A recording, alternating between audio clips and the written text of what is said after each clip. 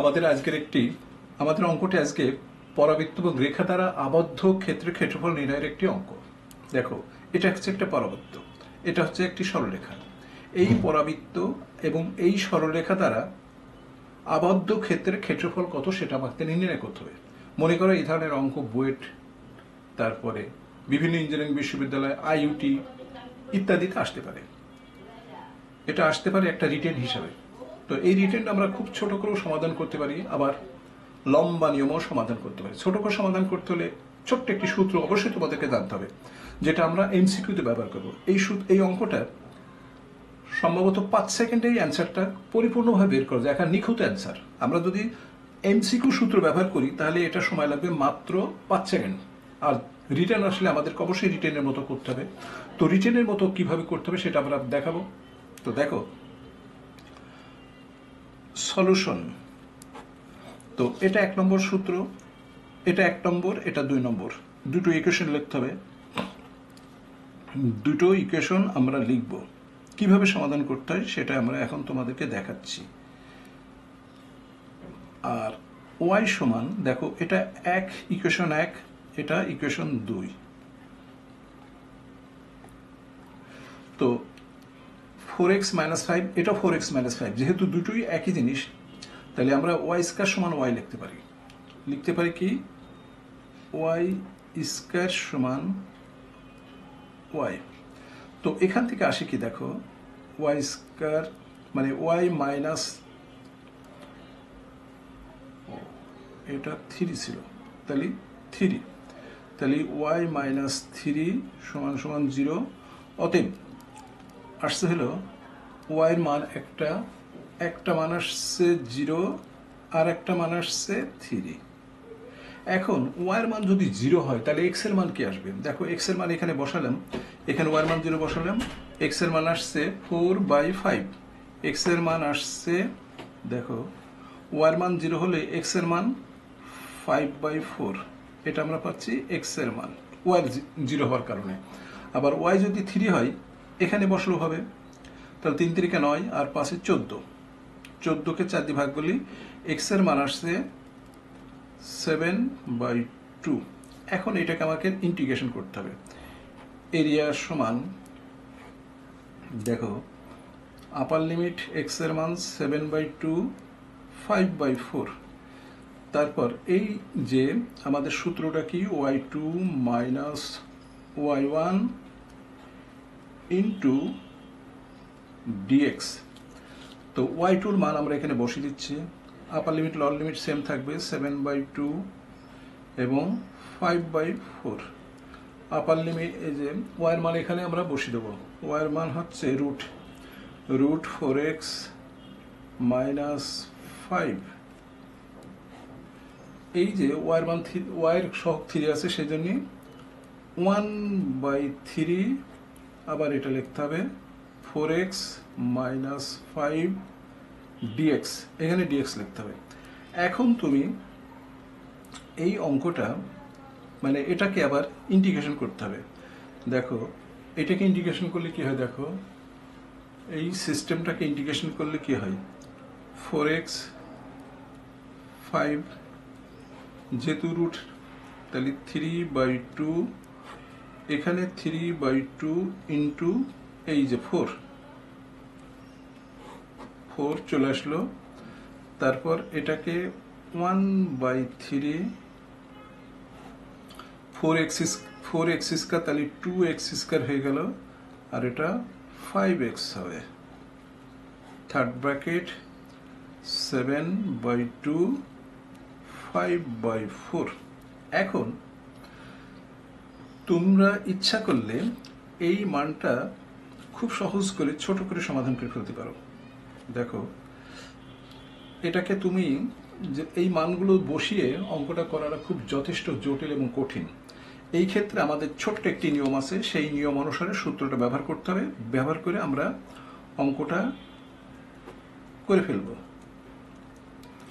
তো এখানে সূত্র ব্যবহার করে আমাদের অঙ্কটা আসতে হলো 27, মানে আমরা যে ছোট্ট একটা নিয়ম জানি, আমাদের অ্যান্সার এটা, কিন্তু যেটা আমরা এখন বসাচ্ছি সেটা পুরোপুরি অ্যান্সার 24, 27/24। এটা আমরা কি করলাম, একটা ছোট্ট সূত্র এখানে ব্যবহার করলাম। এই মানগুলো বসিয়ে আমাদের অঙ্কটা করতে কমপক্ষে 5 মিনিট লেগে যাবে। তো আমরা সূত্র ব্যবহার করলাম, স্যারেরা জানলো যে আমরা মান বসিয়ে এটা বের করে ফেলছি, কিন্তু তো এটা আসল কথা হলো জ্ঞানে একটা ছোট্ট সূত্র আছে, সেই সূত্রটা আমরা ব্যবহার করে পেলাম। এখন 3 দিয়ে কাটলে 9, 3 দিয়ে কাটলে 8, তাহলে আমাদের অ্যান্সার হলো এত স্কোয়ার ইউনিট। যেহেতু ক্ষেত্রফল এত স্কোয়ার ইউনিট। এই অঙ্কটা দেখো এইরকম কয়টা অঙ্ক আছে, আমরা 50টা অঙ্ক ব্যবহার করে তৈরি করতে পারি এরকম। দেখো প্রথম একটা অঙ্ক, এই একই অঙ্ক একই টাইপের, কিন্তু মানগুলো অর্থাৎ এরিয়াগুলো ভিন্ন হবে। একটা, দুটো, তারপরে দেখো 3টে, তারপর 4 নম্বর, তারপর 5। আমরা 5টা অঙ্ক নিয়ে আসছি। এখানে আমি একটা কথা লিখেছি, এইরকম 50টা গণিতের এমসিকিউ ফর্মুলা ব্যবহার করে অঙ্কটা সমাধান করতে হবে। এই রকম 50টা গণিতের, 50টা কেন, আমি 1 লক্ষ গণিতে এরকম তৈরি করতে পারি, এবং সূত্র এবং প্রত্যেকটা গণিত আমি 5 সেকেন্ডে সমাধান করতে পারি। সেই সূত্রটা তোমাদেরকে শিখতে হবে, জানতে হবে। তোমরা তোমাদের আশেপাশে ভালো শিক্ষক আছে, তাদের কাছ থেকে জেনে নিতে পারো, অথবা অনলাইনে কোনো স্যারের সাথে যোগাযোগ করে সূত্রটা জানতে পারো। তো এরকম সূত্র অবশ্যই তোমাদেরকে জানতে হবে। এরপর আরও অঙ্ক দেখো, এই যে এই অঙ্কগুলো দেখো, এই যে এইসব অঙ্কগুলো, এটা 3 সেকেন্ডের অঙ্ক, প্রত্যেকটা 3 সেকেন্ডের অঙ্ক। এটা 3 সেকেন্ড, এটা 3 সেকেন্ড, এটা 3 সেকেন্ড, এই ধরনের একটা অঙ্ক চলে আসলে আমাদের কিছু করার থাকবে না। দেখো এটা হচ্ছে নিচে 1/something, এই একই টাইপের অঙ্ক। দেখো ভিন্নতা কি সেটা বলছি। 3, 1, এদের আপার লিমিট 3, 1, এই দুটো ডিফারেন্স হলো 2। দেখো ওই 3, 1 দিয়ে আমাদের এই গঠিত সমীকরণ, এই দুটোর আপার ডিফারেন্স 2। আবার তারপরের অঙ্কটা দেখো, এই 4 থেকে 2 বাদ দিলে কি হয়, 2 থাকে, এই দুটোর ডিফারেন্স 2। আবার এই এটাও 2। দেখো এটার জন্য একটা আলাদা সূত্র, একটাই সূত্র। আবার এখানে দেখো, এই অঙ্কটা দেখো, এখানে এই দুটোর ডিফারেন্স 1, এই দুটোর ডিফারেন্স 1, কিন্তু এই 2 এবং 1 দিয়ে এটা গঠিত অঙ্ক। এই ধরনের অঙ্কগুলো আমরা 3 সেকেন্ডে উত্তরটা করে ফেলবো। এই জন্য ছোট্ট একটা সূত্র তোমাদেরকে জানতে হবে। এখন আমরা দেখব এই টাইপের একটা অঙ্ক। দেখো এই অঙ্কটা আমরা রিটেন হিসাবে সমাধান করব। এই অঙ্কটা রিটেনটা কি আমরা এখন দেখব। এটা কিন্তু বুয়েট বা ঢাকা ভার্সিটির অঙ্ক। তো অঙ্কটা কিভাবে করতে হবে সেটা লক্ষ্য করো।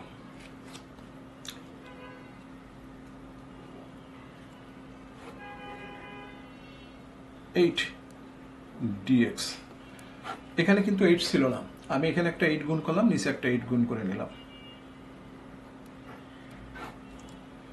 x minus x square whole cube.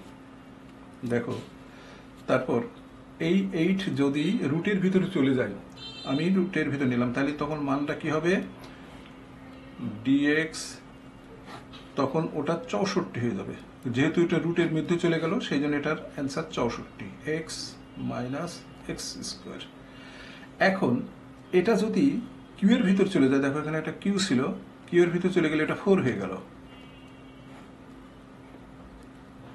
dx, এটা 4x, দেখো এটা 4x হলো এবং 4x স্কোয়ার হলো 3/2। কেন, ওই যে রুটটাকে আমি এইভাবে লিখলাম। এখন দেখো dx, এটাকে আমরা সাজিয়ে লিখছি। দেখো কিভাবে, 1, তারপর 4 square 4x plus 1, second bracket 3/2। দেখো এরপর 8 dx, 1, 2x minus 1, second bracket 3/2, এটা লিখলাম। এখন এই যে 2x minus 1 সমান সাইন থিটা ধরে নিলাম, তাহলে আমাদের ডিফারেন্সিয়েশন করতে, দেখো এটা উভয় পক্ষে ডিফারেন্সিয়েশন করে 2dx সমান, এটাকে 2dx, এটা 0 হয়ে গেল, এটা cos থিটা d থিটা থাকলো। অতএব এখানে আমরা dx সমান পাচ্ছি কি, দেখো dx সমান পাচ্ছি হাফ কস থিটা ডি থিটা। এই মানগুলো আমরা এখানে বসিয়ে দেবো। দেখো আমাদের এখানে ছিল 8, তাহলে half half half sine cos theta D theta, আর নিচে হলো 1 মাইনাস সাইন স্কোয়ার থিটা। এটা যেহেতু স্কোয়ার ছিল, দেখো এটা স্কোয়ার ছিল, এটাকে আমরা হোল স্কোয়ার করে ফেলেছি, দেখছো? এটা আমরা হোল স্কোয়ার করেছি, তার ওই মানটা সাইন স্কোয়ার থিটা 3/2। এখন আমরা কি করছি, এই 2 কেটে গেল, 4কে আর কস থিটা ডি থিটা, এটা কস কিউ থিটা, তাহলে এটা কস কিউ থিটা হয়ে গেল। কেন হলো? কারণ এই যে এটাকে কস স্কোয়ার থিটা করলাম, এই 2 দিয়ে স্কোয়ারটা কেটে দিলাম, কস কিউ থিটা হলো। এখন দেখো ওই কস কেটে গেল, নিচে কস স্কোয়ার থিটা থাকলো, কস স্কোয়ার থিটা। এখন দেখো ওই কস স্কোয়ার থিটাটা উপরে চলে গেল, সেক স্কোয়ার থিটা এলো, সেক স্কোয়ার থিটা হওয়ার পরে এটাকে ইন্টিগ্রেশন করলে কি হয় 4, এইটাকে ইন্টিগ্রেশন করলে কি হয় sec square theta tan theta হয়ে যায়, ট্যান থিটা প্লাস সি। এখন থিটার মান আমরা বসিয়ে দেবো যে 4। দেখো আমাদের ওখানে ছিল কি, যে এরকম একটা সাইন থিটা ছিল, সাইন থিটা সমান এখানে 2x মাইনাস 1 এটা বের করে নিতে হবে। তাহলে এটার থেকে এটা বের করলে আমাদের যে মানটা পাওয়া যায় সেটা হচ্ছে এরকম, ওই যে 4x মাইনাস 4x স্কোয়ার হয়, ওই মানটা আমরা এখন বসে দেবো। তাহলে ট্যান থিটা সমান লম্ব বাই ভূমি, তাহলে